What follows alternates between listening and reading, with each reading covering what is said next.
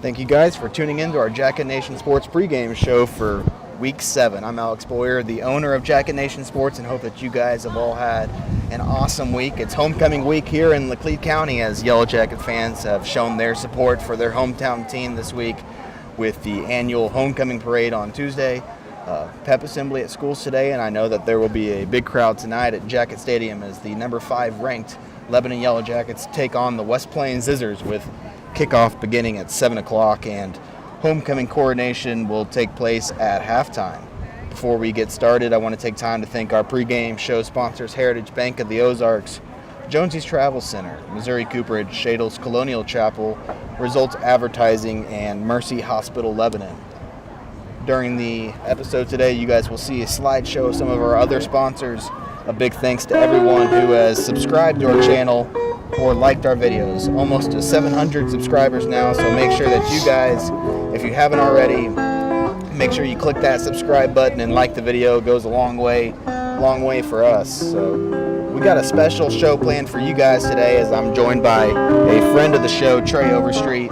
Most of you listening probably know Trey by now, but for those who don't, he's the 7th grade football coach at Lebanon Middle School and the varsity boys golf coach for LHS. So he joins us on the halftime show most of our games to break down the first half, things he's seeing down on the field. But Trey, I appreciate you taking the time to come here today before you head over to the game and taking the time to co-host with me. Yeah, I'm thrilled to be here as always, Alex. Appreciate it. So a special episode for you guys today because we're located on the Bulldoze campus where the Adams, Washington, Wallace, and Rainey buildings and the old high school and junior high school once stood, and now the home of the Lebanon Public Schools Alumni Plaza. The Alumni Association's done an outstanding job with this, promoting the history of Lebanon Public Schools, and got to be honest, Trey, it's beautiful over here, and it's kind of got the feeling of a college game day type atmosphere. Yeah, it does. It's really cool. There's a handful of people out here, 2025. I think you guys can tell that there is quite the crowd and a good time happening here right next to us. Make sure you guys come out here today and check this out, located by the Luthi Fieldhouse at 416 North Adams in Lebanon. Even if you can't make it out to the post or the pregame festivities, make sure you guys just stop by sometime when you have some availability and look at all the cool things that they're doing here. I apologize for any wind or noise that you hear in the background. They put us right next to two musicians, so not much we can do on our end, but food trucks here and a chance to catch up with some former Yellow Jackets. Trey and I spent some time talking to some former alumni, and it's good to be here. Trey, we're both Mizzou fans, and we were hoping to get College Game Day to come to Columbia this weekend with the Tigers hosting LSU, but with these columns over here, it kind of feels like we're bringing game day to Lebanon. Absolutely. Feels a lot like Columbia right now. And yes, atmosphere's great. Wind's a little out there today, as you can tell. It's a little out there. But we're going to make the best of it and talk a little Jacket football. Yeah, and something I love about being a Lebanon and a Mizzou fan is the love that both communities give for homecoming week, and both of these schools know how to do homecoming the right way. I think it's super important to have your community involved in your programs, all of them. And homecoming's a special time to do exactly what it's called and have our fans and alumni come home and get to see people you haven't seen for a few years and catch up and watch some football. Later on in the show, we'll have our interviews with assistant coach Zach Miller and our Week 6 Missouri Cooperage Player of the Week, Gavin Smith. But first things first, let's do a quick little recap of other fall sports at LHS. A few sports wrapped up this week for the year, but we'll start with girls tennis. 15-6 overall for the Lady Jackets this year. They saw their season come to an end after a 5-1 loss to the Republic Tigers on Tuesday afternoon in the Class 3 District 5 semifinals. Some accomplishments for the Lady Yellow Jackets this year, finishing second in the Ozark Conference Tournament, and Brooklyn Arthur, Carly Miller, Kelsey Daughtery, and Olivia Magruder each earned all district honors. So, unbelievable job that Ron Kroll does every year with both the girls and boys program at the high school.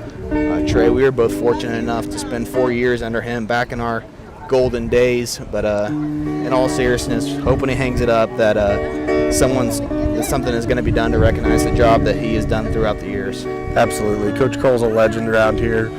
He's done so much for so many programs. He's as supportive as a human as there is. He's at everything. He's a basketball nut and a tennis fan through and through, and he had a lasting impact on me as a person and as an athlete. So, moving over to the volleyball court, the volleyball team getting the job done with a 3-set win over the Waynesville Tigers earlier in the week, and then playing the Rolla Bulldogs for net warming last night, where senior Cooper Berry was named the net warming king. Lady Jackets pulled out a 3-set victory over Rolla, and Lady Jackets on a roll right now, and they're going to host their Pink Fest tournament tomorrow to support breast cancer awareness for the month of October. And head coach Jenny Collins wanted me to read some of the following about that tournament tomorrow. During the month of September, Lebanon Volleyball paired up with the All Sports Booster Club to sell Pink Fest themed shirts to promote and support breast cancer awareness. All proceeds from these shirt sales will be donated to the Curry Cancer Center in Lebanon in honor of Savannah Jackson Curry.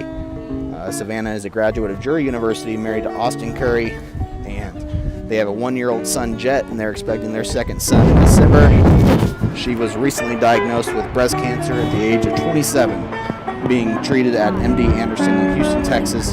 She and her baby are being closely monitored, with treatment expected to last up to a year. So make sure that if you get a chance, donate to that wonderful cause, and her and her family deeply appreciate the support and prayers from the community. Pink Fest themed t-shirts will be sold on Monday, October 9th at the Lebanon Volleyball Pink Night, when the Lady Yellow Jackets play host to Camdenton. So make sure that you also get out there on Monday night and support the Yellow Jackets, as they have a rival game against the Lakers. And the Pink Night at the LHS football game will be next Friday, October 13th, when Lebanon hosts Camdenton, which should be a fun game between two teams playing really well right now, but we'll touch on that a little bit later in the show. Moving over to the softball diamond, a 14-2 win against St. James last Friday for Rob Sealander and his team, and the Lady Yellow Jackets fell to state powerhouse Ozark in a close matchup, 2-1 on Monday night, before bouncing back with an Ozark Conference win over the Glendale Falcons, 2-0 at home later in the week. Scheduled to play Republic today, and found out earlier this week that they'll play Republic in the first round of the Class 5 District 5 tournament, which will be held on October 12th at 7 o'clock. On the soccer field, the LHS boys soccer team, we were able to stream our first LHS soccer game on Tuesday night against the Waynesville Tigers. Jackets fought hard, but lost in a tight matchup there to Waynesville. Did come away with a non-conference win at Marshfield on Monday, 1-0, and they host Dixon tonight. So good luck to the Jackets on the pitch. And talk about another coach, Trey, who stays busy. Matt Jernigan, the job that he did does with the boys program and did with the girls program for so long before turning that over to Jacob Woolsey. Absolutely. Matt's an incredible guy, and I'm not a soccer guru by any means. I sure enjoy watching his boys and now Jacob's girls, and they play hard. They're great kids in and out of the classroom, and it's fun to get over there and get to see. They've got a really nice facility going over there. He's worked really, really hard to get that going, and it's exciting to see what they've got building over there. For girls golf, the Lady Jackets competing at the district tournament yesterday at Payne Stewart, and I believe that you went as a ball marker there yesterday, Trey, and some bad weather involved. But any updates on how the Lady Jackets were able to finish up there, and maybe just talk about the job that they were able to do? Yeah, it was a long, wet day at the golf course there at Payne Stewart. Our girls battled tough. Lindsay Darnell does a great job with them, and the seniors, they were excited to have a chance to maybe participate at the state tournament. Just missed out. Played tough golf in a really tough district. I was really excited to see the scores of the two freshmen, Lauren Cryer and Carson Henson. I think the future is definitely bright for that program, and as the boys coach, I think both golf programs kind of lift each other up, and we try to help each other out as much as possible. So good luck to Lindsay in the future, and congrats on a great career for the seniors that were involved on that team. Moving over to boys swim now. The mentioned last week that the varsity boys swim team finished 7th out of 12 teams at the Monette Invitational, and haven't had anything this week. But Coach David Krev, proud of his team, the way that they performed so far, and they're going to be swimming at Webb City tomorrow, so no updates from the water to talk about. We are also looking for fundraiser last but not least, cross country. They competed at Ha Ha Tonka last week, and the varsity girls finished first as a team and had 6 girls earn medals there. Abigail Take was the overall meet champion and was followed by Ella Johnson in 8th place, Jenna Massey 10th, Jordan Eastburn finished 11th, Bailey Cromer 12th, and Cadence Knight 18th. Varsity boys placed second as a team and had 4 individual medalists. Peter Stunja, who has been a standout the last 3 years for the LHS boys cross country team, finished 4th, followed by Kelby Connor 5th, Liam Allen 8th, and James Paragos 19th.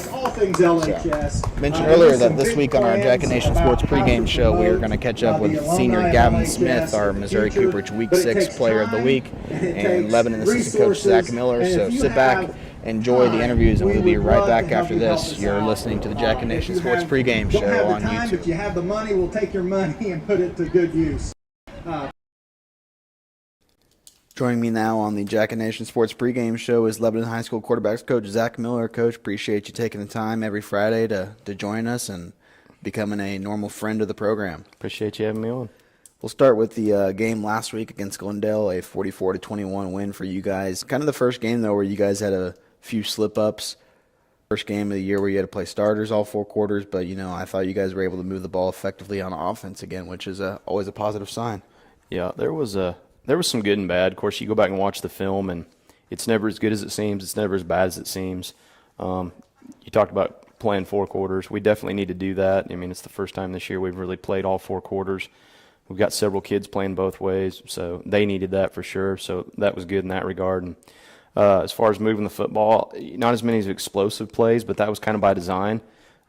We ran 2 tight ends a lot. We ran 2 receivers and then flipped that a lot just to get all those guys reps and breaks. Because when you go against Glendale, who runs a 5-wide system all the time, and they're pacing and playing fastball and chucking it around, there's not a lot of opportunity for breaks between the whistles, between the plays. So, again, that was kind of by design. Control the clock, which we did, and move the ball, score, and keep their offense off the field. And those guys that are one-way only, like on defense, like some of the D linemen and things like that, give them a break. So, yep. And road wins are always tough to come by in the Ozark Conference, but how excited are you guys to be back home tonight in front of the black and gold crowd for homecoming? Very excited. The kids are ready to go. Homecoming's always fun for a lot of reasons.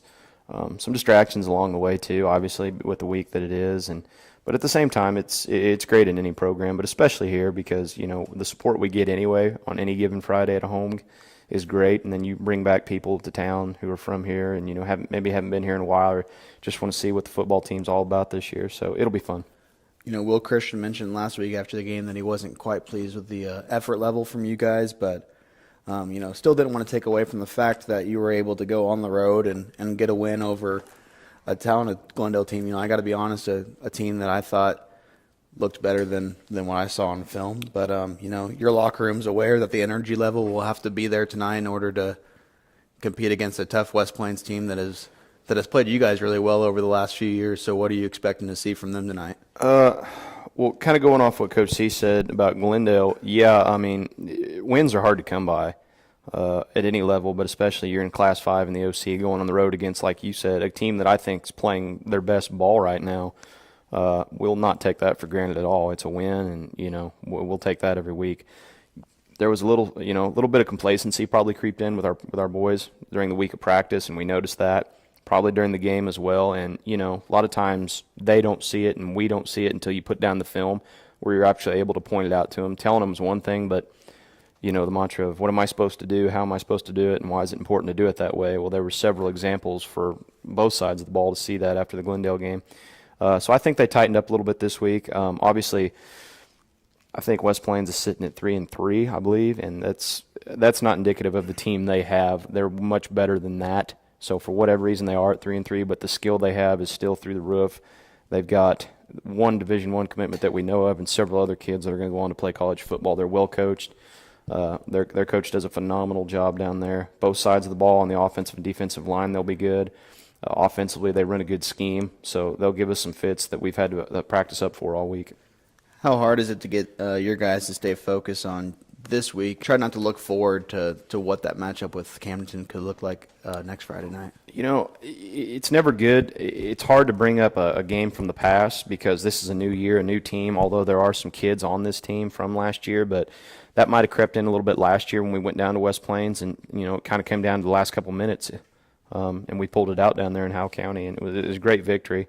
But, you know, some of that might have crept in last year. So you kind of point to that and this week and tell them, hey, you know, we did that last year, and that game was a lot closer than we feel like it should have been. But, you know, a lot of that might have been because of the distraction of the week to come. But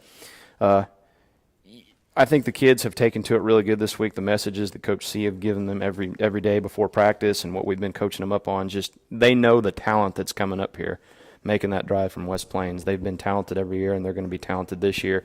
And they don't want to fall below 500. I can promise you that. Right. Coach, well, I appreciate you taking the time to join us. Best of luck tonight against West Plains. Awesome. Thanks for having me.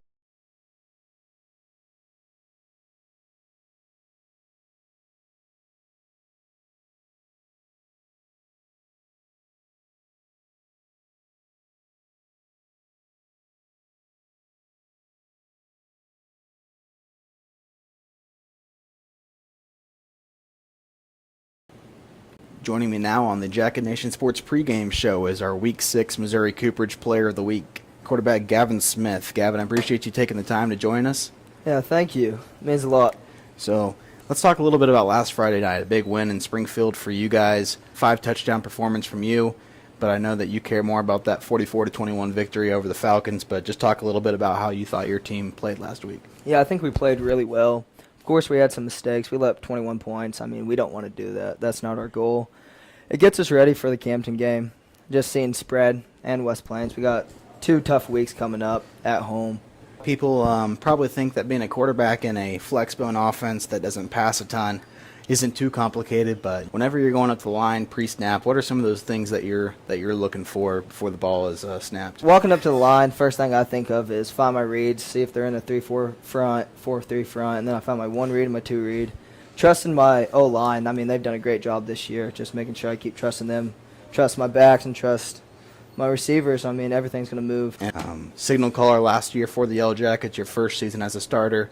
Obviously, a tremendous year leading the Yellow Jackets to a Class 5 state quarterfinal appearance and the first quarterfinal home game in program history. So I know last year was special for you, but being a senior, playing with a group of guys that you've played with for all your life, I know this year's got to mean a lot to you. Yeah, last year was definitely a special year. I mean, first team to win 11 games. It was the first team to host quarterfinals. I mean, we lost a lot of big players like Nathan Bartell, Caden Yusha. We had Jax in the backfield. I think that was one of the best backfields Lebanon's probably ever had. And, of course, we had a great O-line. I mean, we were top 5 rushing team ever in the state of Missouri. I think this year just the chemistry's, I mean, it's different. I mean, we're all pretty close. It's my senior year, so that's definitely something special for me. I mean, growing up with Hoyt Honey, Drew Bolin, Griffin Jones, Gunnar Williams, I mean, I've known them since I was 4 years old, and it means a lot to be able to play with them for my senior year. This year, you guys have been pretty beat up front, you know, especially the last couple of weeks, losing Cameron Myers, and last week going with a different center, Eli Jackson, after a injury midweek to Caden Crabtree. But just talk about some of the guys up front and what they've meant to your team this year. Yeah, I mean, they mean everything to us. Without them, our offense doesn't move like it does. It starts with Danny Conrad and Thomas Howe. I mean, with them being the leaders that they are, I mean, they've helped our new guys just adapt so much faster than they would. We lost Cameron Myers early in the season, and then Colin Alford came in, and he's been doing a outstanding job for us. This week, Gunnar Williams is going to start. I mean, he started for us last year. He's a great athlete, great player, and he's going to really help us out on the left side. Eli Jackson, he came in against Glendale, and he did an outstanding job. It was his first varsity game, and, I mean, I couldn't be more proud. You know, reiterating on the fact that you lost your starting center, who you've been, you know, the guy that's been snapping the ball to you for 4 months now, and you guys have obviously worked up a connection. What's it like to have to go to a brand new center in the middle of the week? Yeah, it sucks. I mean, I've been taking snaps with him since summer, I mean, every day it's me and him. It's different with the way they snap the ball, I mean, the size that they are, but Eli Jackson has really stepped up, and he's going to be a dude for us for a couple more years. Few big games coming up in the next few weeks. We won't quite touch on that Campton game because obviously you guys are looking to go 1-0 and focus on the West Plains Scissors tomorrow. What are some of the things that you've noticed about them when you've watched film this week? Yeah, they're very physical. I mean, they're big usually in the past. I've played them for the past 3 years, and they fly around. I think the thing that we're focused on is penalties, coming out here, giving 110% effort every play, taking care of the small things, probably 4 or 5 yards in play. Just do us. Appreciate you taking the time to join the show. Best of luck tonight against West Plains. Thank you.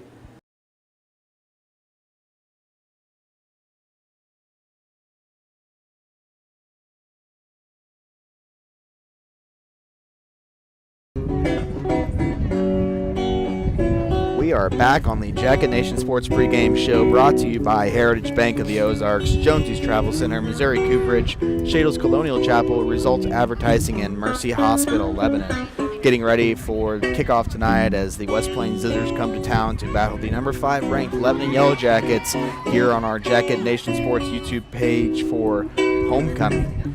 We are live from the Lebanon Public Schools Alumni Plaza for the homecoming celebration here tonight at 416 North Adams in Lebanon. But another week down of high school football, Trey, and it feels weird that we've already reached week 7 of football season, and just going by way too fast. But Lebanon victorious last week in Springfield over the Glendale Falcons by a score of 44-21, and I got to tell you, it was fun to watch a somewhat competitive high school football game, and I was pretty impressed by the athletes Glendale had on the field, both sides of the ball. Yeah, I was impressed with them too athletically. I thought they battled tough through the 4 quarters. They never let it get quite out of hand. I do think that I think Coach Christian and Coach Summer and Coach Allen would agree that they didn't. We Lebanon didn't quite play our A game, probably somewhere closer to our B-C game, but. We've talked, I think, already on, I think the biggest struggle for us the last few weeks was staying motivated and staying focused. And, you know, as much as Coach Christian and the guys are pushing that, they're high school kids, and it's hard not to look ahead in the schedule, I think, for those guys especially, and just trying to keep them focused on the job at hand. And a few times defensively, I think they just lost an assignment, or maybe were in press coverage when they should have been playing cover 4 and got beat. The offense continued to move the ball with relative ease, with, you know, especially missing a starting center and a starting left guard, and working all the way down to the 3rd or 4th guy there. I thought the guys that did play there did a really nice job filling in, and overall, you know, 1-0 on the week, and get a chance to go 8-0 or 7-0 this week, and continue a nice run that they're on. The thing about busted coverages is that's a fixable thing that, you know, the coaching staff can hit on these guys during practice, and that's something that's fixable and coachable, and it's not like Lebanon, you know, that Glendale they did earn the points per se, because, you know, you got to make the throw and catch, but it's something that the secondary and Connor Hicks, I know we talked this week, they're going to try to work on that and make sure it stays under control tonight, because, you know, West Plains enters the game with a 3-3 record, and I think that's a little bit deceiving, because fell to Kickapoo last week 49-35 in a high-scoring contest, but they're coming off a 2-game losing streak. They're a team that's played Lebanon well over the last few years. I would say that they've played Lebanon just about as good as anybody else in the Ozark Conference, especially in about the last 5 to 8 years. But and they were up 27-14 on a really talented Kickapoo team before falling apart on the defensive side and allowing the Chiefs to score 35 straight points. But coming into this game, Lebanon averaging nearly 50 points on offense, while the defense giving up just under 8 points. Scissors averaging 30 points on offense and allowing 28 points on defense. So definitely susceptible to allowing points on that side of the ball. Yellow Jackets have won the last 2 meetings against the Scissors. Lebanon went to Howell County last year and Jacoby Foltz, recently graduated, came away with that game-winning interception, and LHS able to pull it out 45-42. But, I mean, looking back the last 5 years, the Scissors have won 3 out of the last 5, and they've proven to be a tough test. So, yeah, I think West Plains is a well-coached football team and a program that's been very consistent over the last 5 to 10 years, and there should be no lack of focus this week, like we talked about. And I couldn't agree more on the it's very fixable, some of the issues they had last week, and Coach Allen and Coach Kicks will have that fixed immediately. I think the job that Matt Perkins did for West Plains before taking a job at Rockbridge, where he's done a nice job there in Columbia, but the job that he did turning that program around after Steve Ari left, and then they struggled for a few more years, but now Joel Wyatt in charge of the Scissors, and coming from a program like Mountain Grove, I think he's done a phenomenal job too. They always produce some high-level athletes and play bigger than what they are on the field. So be interesting to see what the Scissors have in store for Lebanon tonight. But we talked about it earlier. After that game last week, Coach Christian was pretty open about his team's energy level being lower than they wanted. But, it's nice for them to be challenged a little bit. It's nice for those guys who haven't played 4 quarters of football to have to play a full game and understand that conditioning level will have to be there as they progress later in the season. Absolutely. I think just getting up to game speed through 4 quarters is important. I think Coach Christian and them would rather they'd rather not have to play 4 quarters if they didn't have to, but they know they're going to have to play 4 quarters through the next 4, 5, 6 weeks to go on the run they're going to. So anytime they get somebody that can push them, they'll continue to enjoy those. But we're getting recognized here at the alumni celebration, so gotta have to take a minute here to thank the crowd. Not awkward at all. Yes, sir. So Larry Winfrey giving us love, and appreciate the job that Larry does with all the record keeping and the knowledge that he has for Lebanon athletics. But definitely expect Lebanon to come out ready to roll tonight, and that crowd to be rocking at the Black Hole. Although I will say that I do enjoy watching that West Plains offense, kind of the multiple formations look, and they'll come out with some pistol, they'll come out with some wing tee and some spread look. So going to be interesting to see what Joel Wyatt and the Scissors kind of try to diversify things, and the different things that they do pre-snap, always enjoyable to watch. So, go ahead. Completely agree. I love the scheme. It's completely different than what we do, but it's really fun to watch, and I love seeing just the matchups between 2 completely different styles, and to see how that battle plays out. Of course, they will feature a Division I tight end, as Briggs Houston, a 6'7" target, not a bad target to have on your offensive side of the ball. A Northern Iowa football commit, so be interesting to see what Curtis Allen and Connor Hicks and the defensive coaches dial up to try to stop him tonight. But looking back at last week, some of the scores from around the Ozark Conference, Lebanon defeated Glendale 44-21, and we mentioned also that Kickapoo beat West Plains 49-35. And we'll talk a little bit more about Camden here, but an impressive road win for the Lakers last week, going on the road to Bolivar, pulling out a 34-15 win, and now the Lakers are starting to receive some votes in Class 5. Obviously, a big matchup looming next week here in Laclede County. Going to be interesting to see if both teams can kind of hold their records. But of course, I know the Yellow Jackets are just focused on going 1-0. But Rolla winning their second straight game over Parkview 67-42 in a high-scoring contest, and Waynesville beat Hillcrest 48-7 to round out the other Ozark Conference games. Heading into Week 7, talked about the game that we'll be calling tonight.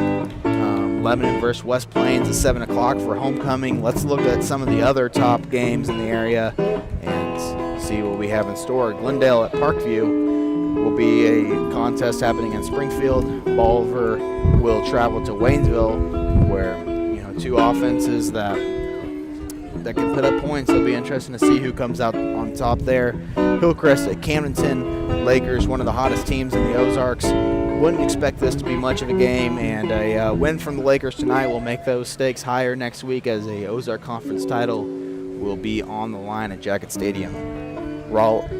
our last game is Rolla at Kickapoo. The Chiefs, 3 straight home games to end the regular season, still in that spot to claim at least his share of the Ozark Conference title if somehow Lebanon can get knocked off within the next few weeks.